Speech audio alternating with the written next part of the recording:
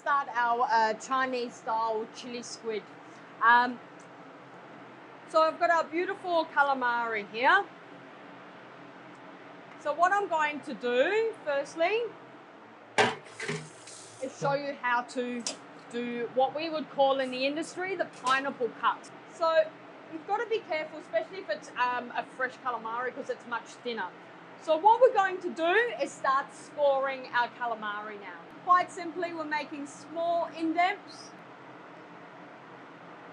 That, turn it around, and we're doing the same, but the other way. So what happens, we've got that pineapple cut now. So now I'm just going to cut it in half. Then 1, 2, okay, same, 1 and 2. With my wings, I'm just going to cut them in half. Like that. With my tentacles, you've always got the 2 big ones first. Wait a second.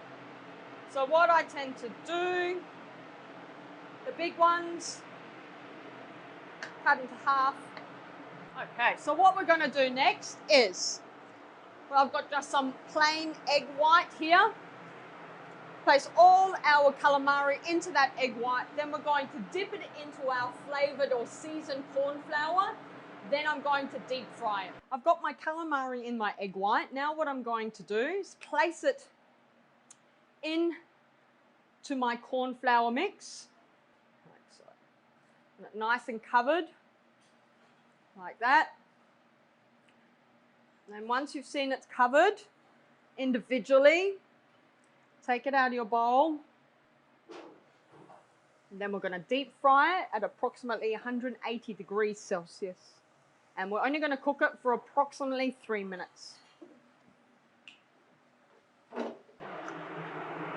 All right, frying pan on the stove.